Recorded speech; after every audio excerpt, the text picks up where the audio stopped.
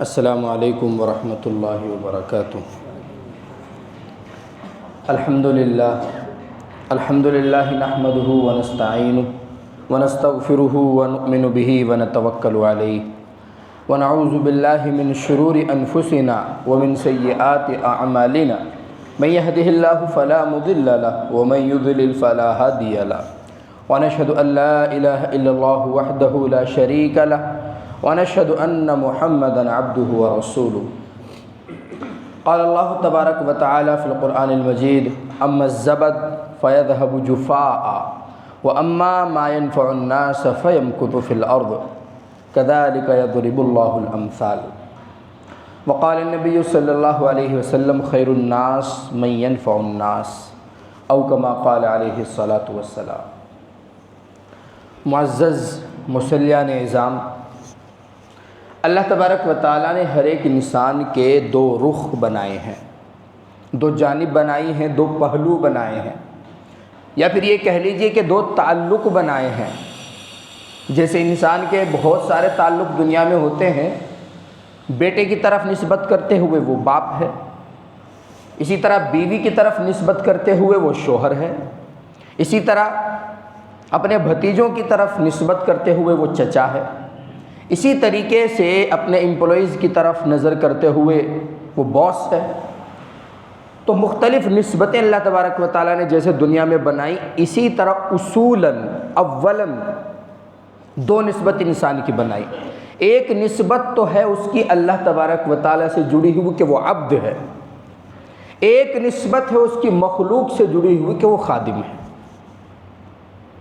اور دونوں نسبتیں کلام پاک میں نہ یہ کہ مذکور ہیں، دونوں نسبتیں احادیث مبارکہ میں نہ یہ کہ صرف ذکر ہوئی ہیں بلکہ بہت ہی زیادہ اہتمام کے ساتھ دونوں صفات پر زور دیا گیا کہ جب آپ اپنا رشتہ اللہ تبارک و تعالیٰ سے جوڑیں، ثابت کریں تو عبدیت کو نہ بھولیں، خواہ کتنی ہی ترقی آپ کر لیں، اور جب آپ اللہ تبارک و تعالیٰ سے مانگ کر ختم ہو جائیں، دنیا میں چلیں پھریں، معاملات کریں، بازار میں جائیں، مارکیٹ میں جائیں، معاملات کریں لوگوں سے لین دین کا، تو آپ یاد رکھیں کہ آپ خادم ہیں۔ دونوں مفہوم، دونوں لفظ قرآن سے ثابت ہے۔ کلام پاک میں اللہ تبارک و تعالیٰ نے ارشاد فرمایا، دونوں صفات کو ذکر کرتے ہوئے، عباد الرحمن، اللہ تبارک و تعالیٰ کے بندے۔ تو اس کا مطلب یہ کہ اللہ تبارک و تعالیٰ نے بندہ بنایا ہے تو بندہ بن کر رہنا ہے۔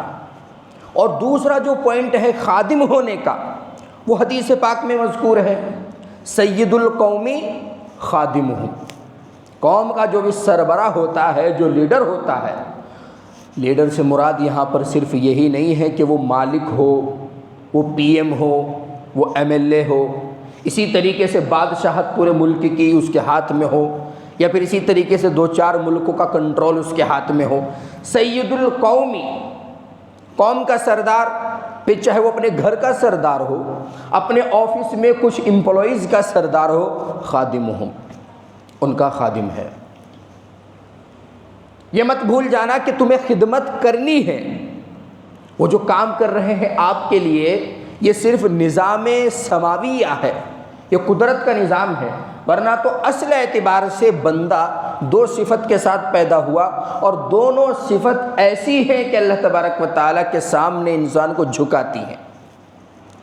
اب انسان ترقی کر جاتا ہے، دنیا کے میدان میں اس کا نام ہوتا ہے، لوگ تاریخ لے لے کر اس سے ملاقات کرتے ہیں، فون پر بات کرنے کی ان کو فرصت نہیں ہے، بہت ترقی پر پہنچ جاتا ہے انسان، لیکن جب وہ اللہ تبارک و تعالیٰ کے سامنے آتا ہے تو آپ خود بتائیے، یہی سوچ کر آتا ہے نا کہ میں بندہ ہوں، ورنہ تو مسجد میں آنے کا، سجدے میں پڑھنے کا، رکوع کرنے کا، نمازیں پڑھنے کا، نوافل ادا کرنے کا کیا تصور ہے پھر؟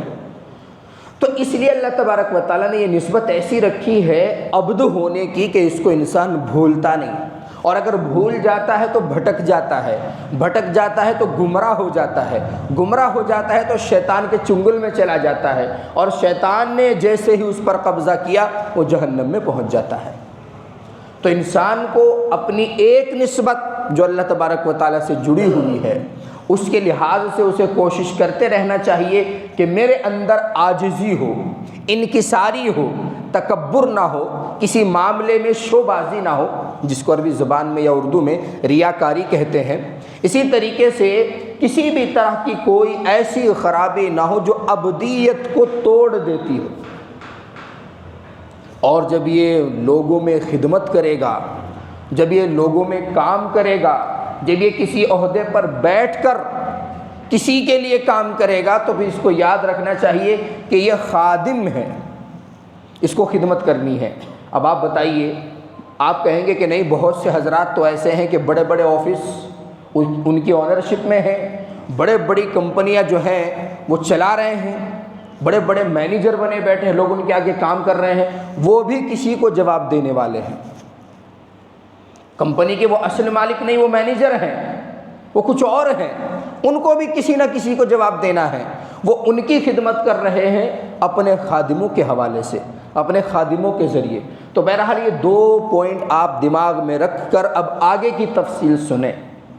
کلام پاک میں اللہ تبارک و تعالیٰ نے اسی دوسری صفت کو، پہلی جو صفت ہے انسان کی، پہلی جو اس کے اندر عاجزی اور انکساری والی اللہ تبارک و تعالیٰ کی طرف نسبت کرتے ہوئے ابدیت کی صفت ہے، اس پر بہت سارے بیان ہوئے، لیکن اس کی جو صفت ہے خادم ہونے کی، مخلوق میں خدمت کرنے کی، اس کے بارے میں اللہ تبارک و تعالیٰ کا ارشاد ہے، اما الزبد فیذهب جفاء واما ما ينفع الناس فیمکث فی الارض، کہ جو پانی کے اوپر جھاگ چلتا ہے، جھاگ آپ دیکھتے ہیں برسات میں جب نالے بہتے ہیں، اور خاص طور سے ان نالوں میں اگر گندا پانی ہوتا ہے تو گندے پانی کے اوپر جھاگ آتا ہے۔ دیہات میں جو ہمارے حضرات رہتے ہیں یا رہ کر آ چکے ہیں، یا ان کا کوئی کنیکشن دیہات سے، وہ اچھی طرح جانتے ہوں گے، پانی کے اوپر بلبلے چلتے ہیں، جھاگ چلتا ہے، اسی کو اللہ تبارک و تعالیٰ نے کہا فَيَذْهَبُ جُفَاءً، کچھ آگے چل کر وہ ختم ہو جاتا ہے۔ وَأَمَّا مَا يَنْفَعُ النَّاسِ، اور وہ جو نالے سے نیچے کو بہ رہا ہے، یعنی کہ اصل پانی، فَيَمْكُثُ فِي الْأَرْضِ، وہ زمین کے اندر باقی رہ جاتا ہے۔ کیوں؟ کیونکہ وہ لوگوں کے نفع کی چیز ہے۔ کتنا زبردست پوائنٹ ہے۔ اب آپ دیکھیے، اسی کو نبی کریم صلی اللہ علیہ وسلم نے اپنی حدیث میں ارشاد فرمایا کہ خیر الناس من ينفع الناس، یہ پہچاننے کی ضرورت ہی نہیں ہے کہ کون اچھا ہے، یہ سرٹیفکیٹ کسی کو دینے کی ضرورت ہی نہیں ہے کہ کون عمدہ ہے، یہ سرٹیفکیٹ خود آقا نامدار صلی اللہ علیہ وسلم دے کر چلے گئے۔ کون ہے سب سے اچھا؟ خیر الناس من ينفع الناس، لوگوں میں سب سے اچھا وہ ہے جو لوگوں کی نفع رسانی کے لیے ہر وقت کھڑا رہتا ہو، لوگوں کے فائدے کے لیے ہر وقت کھڑا رہتا ہو، لوگوں کو ضرر سے بچانے کے لیے ہر وقت کھڑا رہتا ہو، لوگوں کی دلجوئی کے لیے ہر وقت کھڑا رہتا ہو، وہ ہے سب سے بہتر۔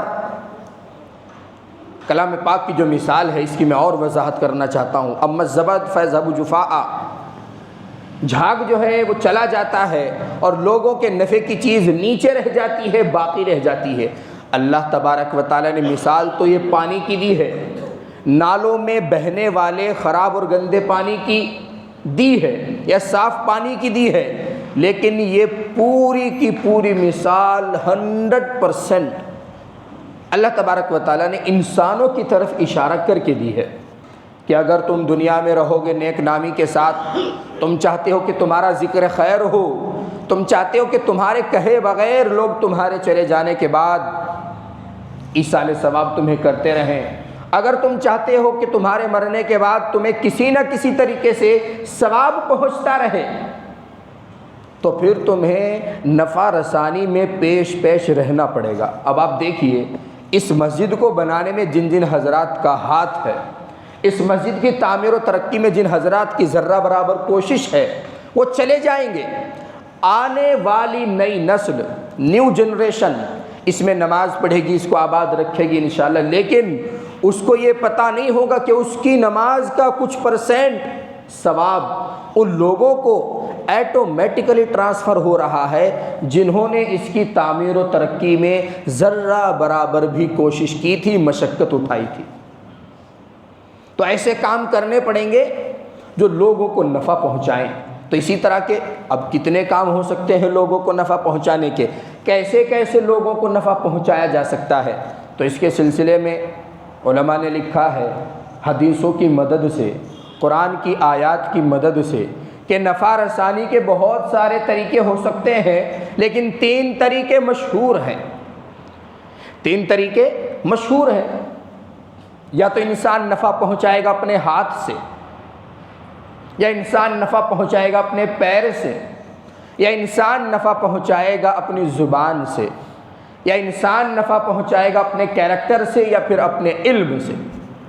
آپ ان کو 3 کے بجائے 4 یا 5 کر سکتے ہو۔ تو نفع پہنچانے کی یہ 3 یا 4 یا 5 صورتیں ہیں۔ اس کے علاوہ اور بھی جتنی ساری صورتیں وہ سب اسی میں داخل ہیں۔ اب ہاتھ سے نفع پہنچانا کیا ہے؟ ایک انسان ہے، پریشان حال ہے، مجبور ہے، بےکس ہے، لاچار ہے، یتیم ہے، غریب ہے، نادار ہے، قابل رحم ہے، اس پر دیکھ کر ہی اس سے ترس آتا ہے۔ آپ نے چپکے سے کسی کو دکھائے بغیر اس کا تعاون کر دیا، اور یہ تعاون خاص صدقات کے ذریعے سے ہو، زکوٰۃ کے ذریعے سے ہو، یا پھر امداد کے ذریعے سے ہو۔ آپ نے چپکے سے اس کا تعاون کیا، وہ گھر گیا، راشن لے کر گیا، اور آپ کی مدد کی وجہ سے اس کے گھر میں چولہا جل گیا، تو یقین جانیے رات بھر کی عبادت اور رات بھر کی اللہ اللہ والی ضربوں پر یہ 1 منٹ کا احسان بھاری ہے۔ تو ہاتھ سے آپ کسی کی مدد کر سکتے ہیں۔ اسی طریقے سے کوئی انسان، ہاتھ سے مدد کرنے کا تعلق ہی تو مال سے ہو گیا، ہاتھ سے اور بہت ساری مدد کی جا سکتی ہیں۔ کوئی گرنے والا تھا، اسے روک لیا، غلط راستے پر جا رہا تھا، اسے پیچھے کھینچ لیا۔ اسی طریقے سے کوئی شخص غلط کام میں ملوث ہونے والا تھا اور آپ کا بس چلتا تھا، آپ کی قدرت تھی، جانکار تھا، دوست تھا، بیٹا تھا، بھتیجا تھا، آپ نے فوراً تماچا لگایا، اس کو واپس کر دیا، یہ بھی ہاتھ سے اس کی مدد ہی کرنا ہے۔ تو جتنے بھی طریقے مدد کے ہو سکتے ہیں بائی ہینڈ، ان کو کرنا، ان کو عمل میں لانا، یہ بھی مدد کا ایک طریقہ ہے۔ اسی طریقے سے پیروں کے ذریعے آپ کسی کی کیسے مدد کر سکتے ہیں؟ کوئی انسان ہے، پریشان ہے، وہ آپ کے پاس آ کر کہتا ہے کہ میرے ساتھ آپ کو فلاں جگہ تک جانا ہے، آپ کی مہربانی ہوگی، یا تو پھر اس لیے کہ میں اکیلا جا نہیں سکتا، یا تو پھر اس لیے کہ مجھے اکیلا ڈر لگتا ہے، یا تو پھر اس لیے کہ آپ کا ساتھ ضروری ہے۔ آپ اس کے ساتھ چل کر وہاں پہنچ جاتے ہیں جہاں اس کو جانا ہے، آپ کا کچھ خرچ نہیں ہوا، سواری اس کی، کرایہ اس کا، کام اس کا، آپ صرف چل کر گئے ہیں۔ تو حدیث میں آتا ہے کہ جب تک یہ شخص واپس اپنے گھر نہ لوٹے، ایسا ہے جیسا کہ جہاد میں نکلا ہوا شخص، اور یہاں تک کہ اس کے پیروں پر پڑنے والی غبار ایسی ہے جیسا کہ اللہ کی راہ میں نکلے ہوئے شخص کے پیروں کی غبار۔ اتنا بڑا درجہ ہے۔ تو کیوں؟ اس لیے کہ اس میں دوسروں کا نفع چھپا ہوا ہے، اس میں دوسروں کا بھلا ہے، اس میں دوسروں کا فائدہ پوشیدہ ہے۔ اسی طریقے سے آپ زبان سے کسی کی مدد کر سکتے ہیں۔ کیسی مدد ہے؟ زبان سے کیسی کوئی کسی کی مدد کر سکتا ہے؟ کوئی پریشان حال ہے، گھبرایا ہوا ہے، ڈرا ہوا ہے، یا پھر سہما ہوا ہے، آپ اس کو چند میٹھی باتیں کہہ دیتے ہیں جس کی وجہ سے اس کا دل مطمئن ہو جاتا ہے۔ اگر اللہ کے عذاب سے گھبرایا ہوا ہے تو اس کو رحمت کی 2-4 حدیثیں سنا دیتے ہیں۔ دنیاوی کسی پریشانی کا اس کو سامنا ہے، آپ اس کی صحیح سے رہنمائی کر دیتے ہیں، اس کا مسئلہ حل ہو جاتا ہے، ذریعہ آپ بنے ہیں۔ تو یہ زبان سے مدد کرنا ہے، اس پر بھی اللہ تبارک و تعالیٰ کی طرف سے اجر کے وعدے ہیں۔ جیسا کہ حدیث میں آتا ہے کہ اگر کوئی کسی یتیم کے سر پر ہاتھ رکھ دے، تسلی بھرے 2 جملے کہہ دے، تو اس کے سر کے جو بال اس کے ہاتھ کے نیچے آئے ہیں، ان کے بقدر اللہ تبارک و تعالیٰ اس کی جو ہے نیکیاں بڑھائے گا اور اس کے کھاتے سے گناہوں کو مٹائے گا۔ تو کتنا بڑا اجر ہے۔ اسی لیے نبی کریم صلی اللہ علیہ وسلم نے ارشاد فرمایا، خیر الناس من ینفع الناس، تم میں سب سے بہتر وہ ہے جو لوگوں کو زیادہ نفع پہنچائے۔ ایک آدمی ہے، 5 وقت کی نماز جب سے بالغ ہوا ہے آج تک کبھی قضا نہیں ہوئی، بہت اچھی بات ہے۔ جب سے بالغ ہوا ہے آج تک کوئی سال ایسا نہیں گزرا کہ اس نے رمضان کا کوئی روزہ چھوڑا ہو، بہت اچھی بات ہے۔ اسی طریقے سے جب سے بالغ ہوا کبھی آج تک ایسا نہیں ہوا کہ یہ صاحب نصاب تھا اور اس نے زکوٰۃ نہیں دی، بہت اچھی بات ہے۔ کبھی آج تک اس نے ایسا نہیں کیا کہ مالدار ہوا اور حج کی ادائیگی میں کوئی کوتاہی کی ہو، بہت اچھی بات ہے۔ لیکن یہ تمام کام ایسے ہیں کہ دوسروں کو ان کا کیا نفع ہے؟ ان کا نفع تو اس کی ذات تک محدود ہے۔ اسی لیے ایسا کام کہ جس سے لوگوں کو بھی نفع پہنچے شریعت میں بہت ہی زیادہ ممدوح ہے، شریعت میں اس کی تعریف کی گئی ہے۔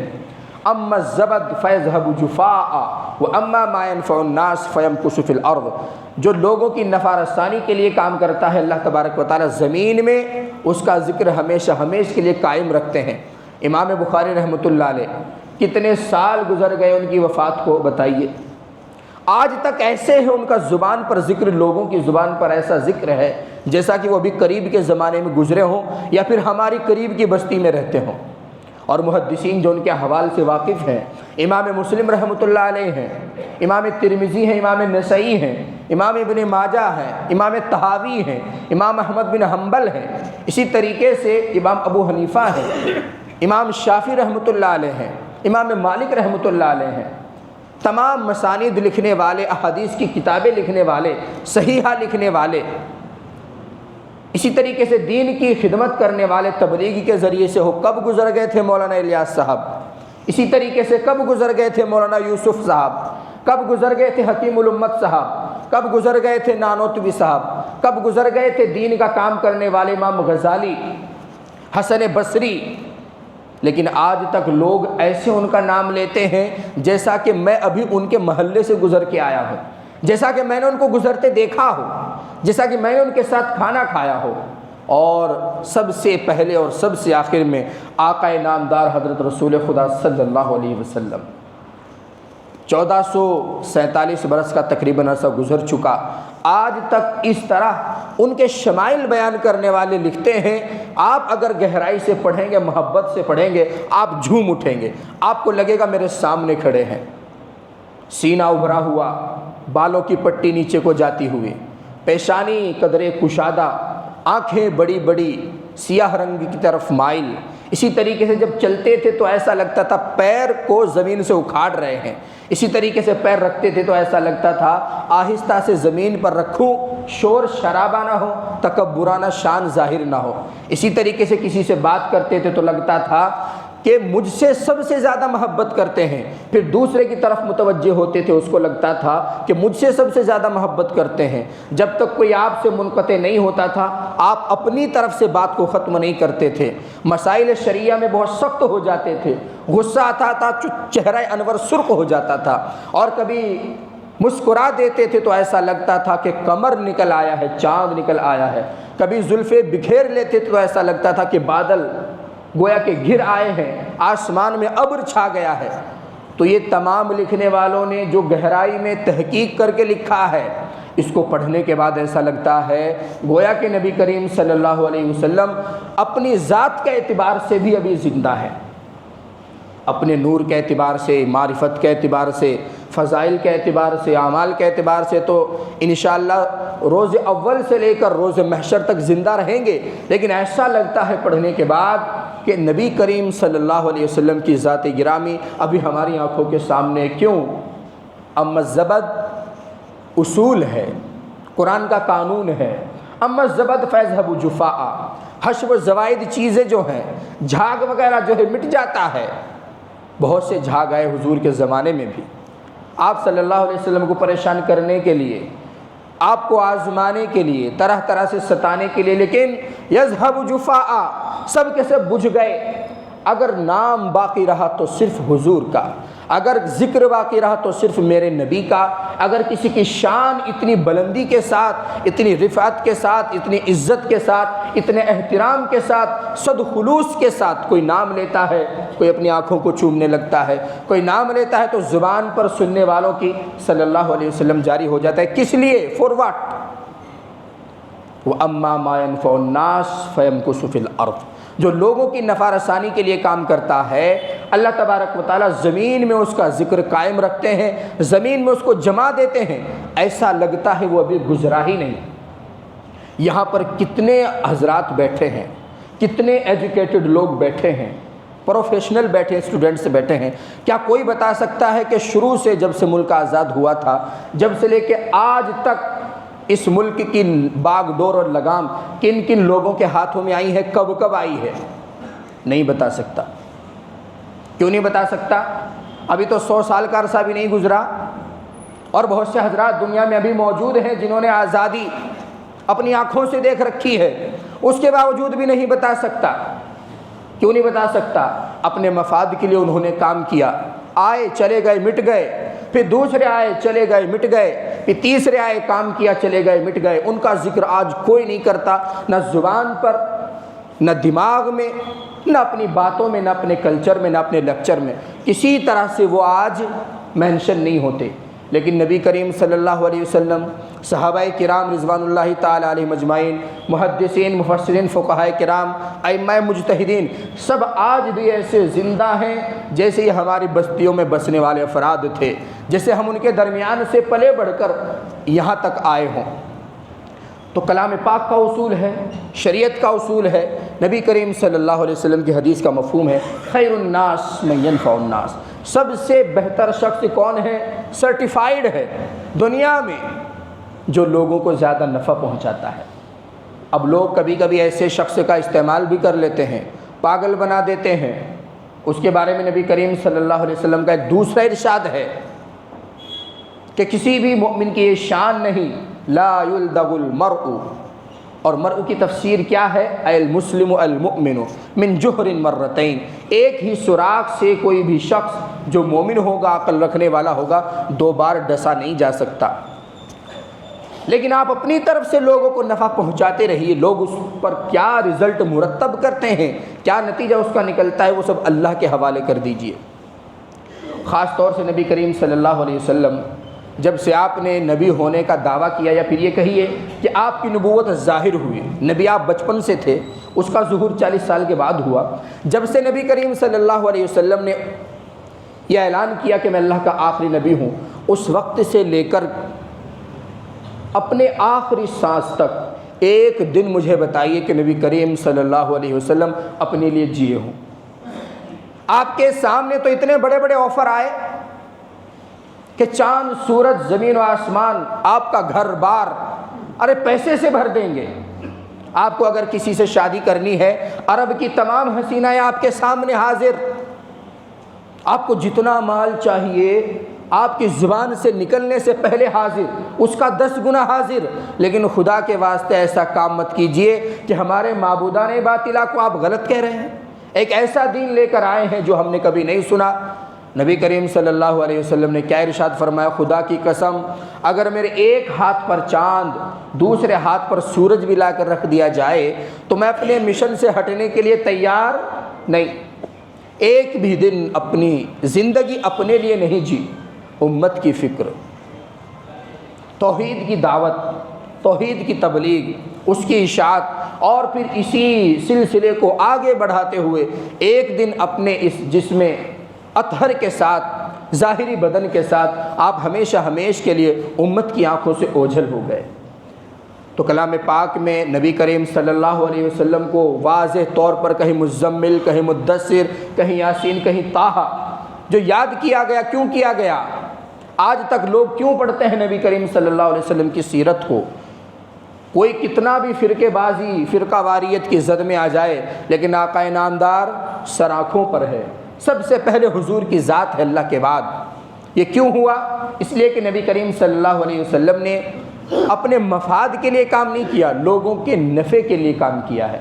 تو اسی لیے کام جو بھی کرنا ہے اخلاص کے ساتھ کرنا ہے، لوگوں کی نفع رسانی کے لیے کرنا ہے. اسی طریقے سے آپ مالی تعاون کسی کا نہیں کر سکتے، تو آپ اس کو اچھا مشورہ دے سکتے ہیں.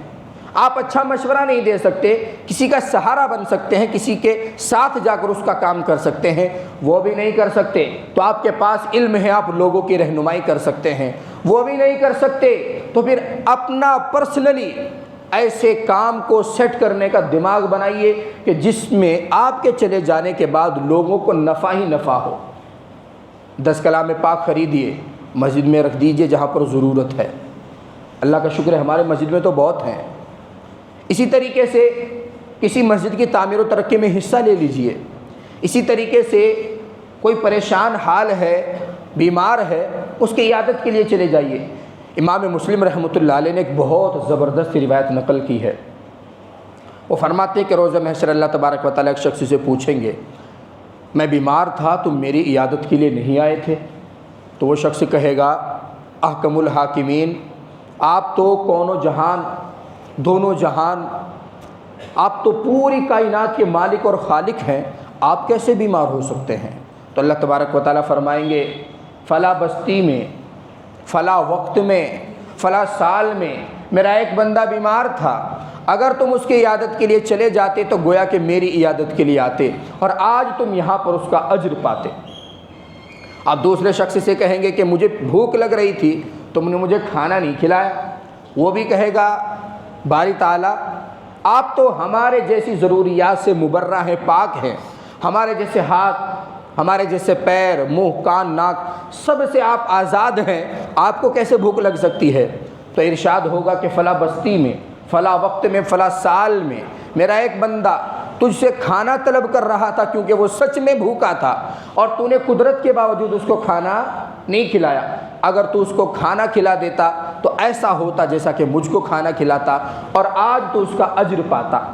اسی طریقے سے پھر ایک شخص سے کہیں گے کہ میں پیاسا تھا، تو نے مجھے پانی نہیں پلایا، وہ کہے گا، یا اللہ، اے مجھے پیدا کرنے والے، اے کائنات کو بنانے والے، آپ کیسے پیاسے ہو سکتے ہیں؟ اللہ تبارک و تعالیٰ فرمائیں گے، فلاں بستی میں، فلاں قریے میں ایک شخص پیاس سے تڑپ رہا تھا، اور آپ نے قدرت کے باوجود اس کو پانی نہیں پلایا۔ آپ اگر اس کو پانی پلا دیتے، تو اگر اس کو پانی پلا دیتا تو سمجھو مجھ کو پانی پلایا، اور آج تو اس کا اجر پاتا۔ تو گویا کہ مخلوق کی خدمت، اللہ تبارک و تعالیٰ کی خدمت، وہ جو ایک محاورہ مشہور ہے ہمارے دیہات میں کہ خدمت سے خدا ملتا ہے، وہ اسی حدیث سے لیا گیا ہے۔ بالکل صحیح بات ہے، ایگزیکٹ، بالکل ایسا ہی ہے۔ اور انسان کا پتہ تو معاملات سے چلتا ہے، اس کے اخلاق سے چلتا ہے، ورنہ بڑے بڑے متکبر ہیں، 5 وقت کے نمازی بھی ہیں، بڑے بڑے مالدار ہیں، زکوٰۃ دیتے ہیں، صدقات دیتے ہیں، خیرات کرتے ہیں، لیکن معاملات ان کے نہ درست ہیں، اور اسی طریقے سے نہ لوگوں کی نفع رسانی کے لیے وہ کام کرتے ہیں، نہ ایسا کام کرتے ہیں کہ ان کا ذکر باقی رہے۔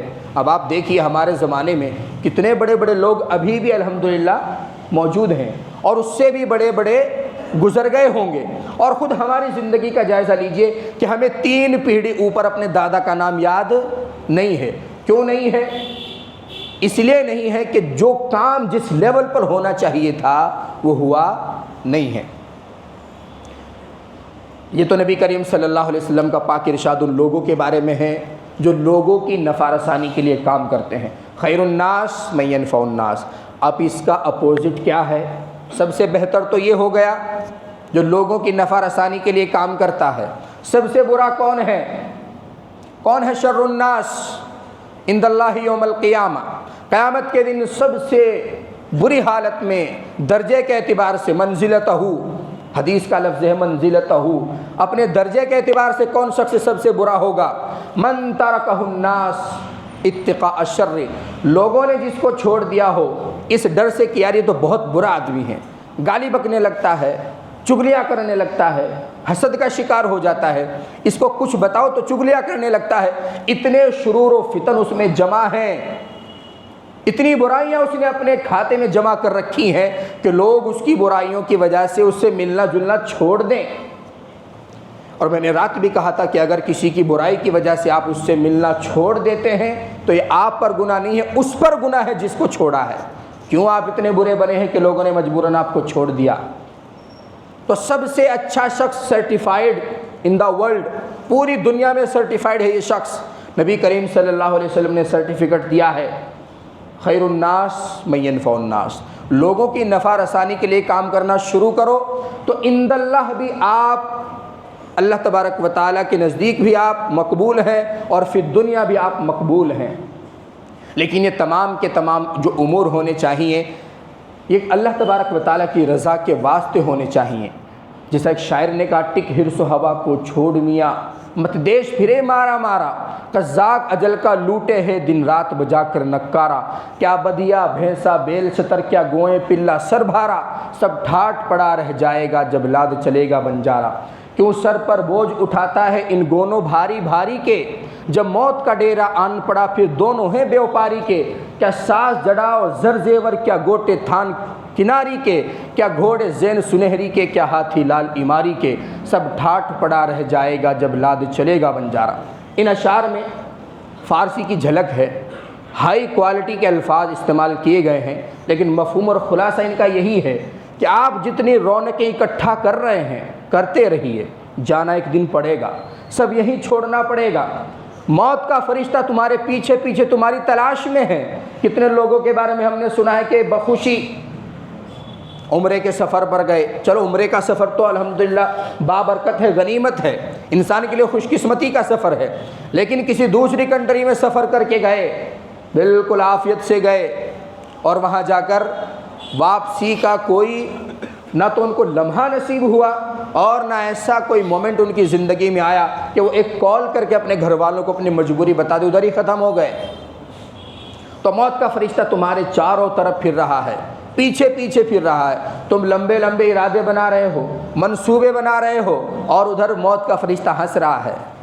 جیسا کہ نفحۃ العرب عربی زبان سکھانے کے لیے کتاب پڑھائی جاتی ہے ہمارے مدارس میں، اس میں ایک واقعہ لکھا ہوا ہے، ایک صاحب 100 سال پر ان کی عمر تھی، 100 سال پر بھی 5 یا 6 برس زائد، یعنی کہ اتنے سال کے ہو گئے، اور دجلہ جو ندی ہے اس کے کنارے پر کسی زمین کا سودا کر رہے ہیں آئندہ 300 سال کے لیے، اس کو رینٹ پر لے رہے ہیں آئندہ 300 سال کے لیے۔ اب یہ بات وہاں کے جو بڑے محدث تھے ان تک پہنچی تو انہوں نے اپنے سبق میں کہا، اے بچوں آپ کو پتہ ہے کہ ملک الموت کا انتقال ہو گیا؟ اور وہ سب گھبرا گئے، حضرت ایسے کیسے ہو سکتا ہے، ملک الموت کا انتقال تو نہیں ہوگا، وہ تو سب کو فنا کرنے کے بعد اللہ تبارک و تعالیٰ کے حکم سے فنا ہوگی، ایسے تو وہ نہیں ہو سکتی۔ تو انہوں نے کہا کہ ہاں، لوگوں کے عمل سے، لوگوں کے کارناموں سے ایسا ہی معلوم ہوتا ہے، فلاں شخص ہیں 100 سال کو پہنچ گئے اور آئندہ 300 سال کے لیے رینٹ پر زمین لینا چاہ رہے ہیں، اگر ملک الموت کا انتقال نہ ہوا ہوتا تو وہ اتنی بڑی جرت کیسے کرتے؟ تو لمبی لمبی امیدیں، بڑی بڑی آرزوئیں سب یہیں پر چھوڑ کر چلے جانا ہے۔ ساتھ اگر کوئی چیز جاتی ہے تو وہ جاتی ہے جو آپ نے کسی کے نفع کے لیے کام کیا ہو۔ عبادت میں کبھی کبھی نقص نکل سکتا ہے، کبھی کبھی ہمارے حج میں نقص نکل سکتا ہے، ہو سکتا ہے ہم کچھ ایسا رکن چھوڑ کر آ گئے ہوں ہمیں علم نہ ہو، عمرے میں بھی نقص نکل سکتا ہے، لیکن آپ نے اخلاص کے ساتھ اگر کسی کی مدد کر دی اس میں کوئی نقص نہیں ہے اور وہ نجات کے لیے کافی ہے۔ اس لیے لوگوں کی نفع رسانی کے لیے جو کام کیا جاتا ہے اس کا ثواب اتنا ہوتا ہے کہ فرشتے قلم روک دیتے ہیں۔ نماز کا ثواب متعین ہے، آپ حرم شریف میں جا کر پڑھو گے تو 1,00,000 نمازوں کا ثواب ہے، جماعت سے پڑھو گے تو 27 نمازوں کا ثواب ہے، فلاں درود شریف پڑھو گے تو 1000 نیکیاں ہیں، فلاں درود شریف پڑھو گے تو 10,000 نیکیاں ہیں، لمیٹڈ ہیں۔ لیکن جو لوگوں کی نفع رسانی کے لیے کام کیا جاتا ہے، آپ کی مدد سے اگر کسی کے چہرے پر مسکراہٹ آتی ہے، آپ کی وجہ سے اگر کسی کے گھر کا گیس یا چولہا چل جاتا ہے، وہ اتنا زیادہ اجر اپنے اندر رکھتا ہے کہ وہ ان لمیٹڈ ہو جاتا ہے، اس کا ثواب کوئی گن نہیں پاتا، اللہ تبارک و تعالیٰ پھر اپنی طرف سے اس کا اجر متعین کرتے ہیں۔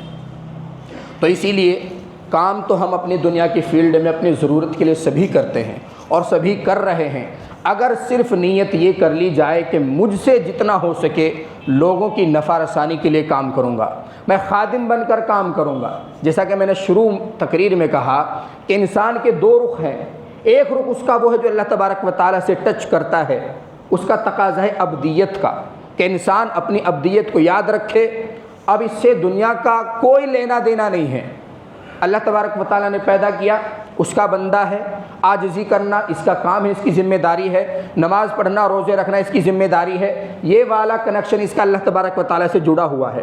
اس کو ایک سائیڈ رکھ کر دوسرے کنیکشن پر ہم نے بات کی ہے، جو کنیکشن اس کا دنیا سے جڑا ہوا ہے، اور اس کنیکشن کے اعتبار سے حدیث نے اس کو خادم بتلایا ہے۔ کہ یہ امت کا خادم ہے، یہ قوم کا خادم ہے، یہ اپنی جو ہے تمام ایکٹیویٹیز کا ذمہ دار ہے، اس سے سوال ہوگا۔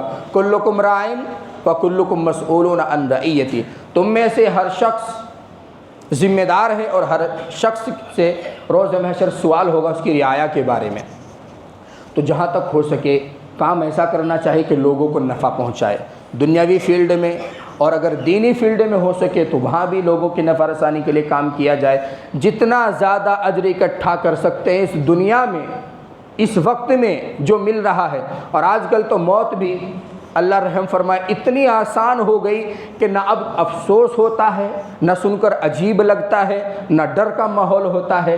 ایک شخص نماز پڑھ کے گیا، اس کے بارے میں سنا اٹیک سے ان کا انتقال ہو گیا، انا للہ و انا الیہ راجعون پڑھا، اس کے بعد چھٹی۔ عصر میں اگر ادھر کو آنا ہوا تو نماز میں شریک ہو گئے، اس کے بعد چھٹی۔ تو کچھ پتہ نہیں موت کب آ جائے۔ اس سے پہلے ہوشیار انسان کی پہچان یہ ہے کہ اس کی بھرپور طریقے سے تیاری کی جائے۔ اللہ تبارک و تعالی مجھے بھی آپ کو بھی عمل کی توفیق عطا فرمائے، لوگوں کی نفع رسانی کے لیے کام کرنے کی توفیق عطا فرمائے، ایسے کام کرنے کی توفیق عطا فرمائے جس سے اللہ تبارک و تعالی کی عبادت ہو جائے، حضور صلی اللہ علیہ وسلم کی اطاعت ہو جائے اور مخلوق کی خلق خدا کی خدمت ہو جائے۔ باقی ایک مسئلہ جیسے روزمرہ کا ہر جمعے کا معمول ہے، میں نے ایک بات نوٹ کی ہے، نماز کے اندر ہاتھ اٹھانا سنت ہے، ہاتھ باندھنا بھی سنت ہے۔ تو ہاتھ باندھنے میں تو اختلاف ہو سکتا ہے لیکن اٹھانے میں کوئی اختلاف نہیں ہے، وہ اٹھانے ہی اٹھانے ہیں۔ تو کچھ لوگ اس میں بھی افراط اور تفریط کا شکار ہیں۔ کبھی کبھی تو کچھ لوگوں کو دیکھا ان کو زور پڑتا ہے کہ اتنا وزن کانوں تک ہم کیسے لے کے جائیں گے، 2.5 kg ادھر ہے 2.5 kg ادھر، کیوں اٹھانا ان کو، ایسے کرتے ہیں، ہٹ ختم بات۔ اور کبھی کبھی کچھ حضرات ان کو بالکل وزنی لیتے ہی نہیں ہیں، ان کو سیریس ہی نہیں لیتے، اٹھا کر رکھتے ہیں، ادھر ہی 5 منٹ گزار دیتے ہیں، فرائض کے علاوہ میں اٹھا کر رکھتے ہیں، اٹھا کر پتہ نہیں کیا کیا پڑھتے ہیں۔ پھر دیکھتے ہیں کہ کان کی جو ہماری لو ہے یہ ٹچ ہوئی کہ نہیں ہوئی، پھر ادھر سیٹ کر کے دیکھیں گے، پھر نیت باندھ رہے ہوتے ہیں، توڑ کر دوبارہ پھر ہاتھ باندھنے کی کوشش کریں گے۔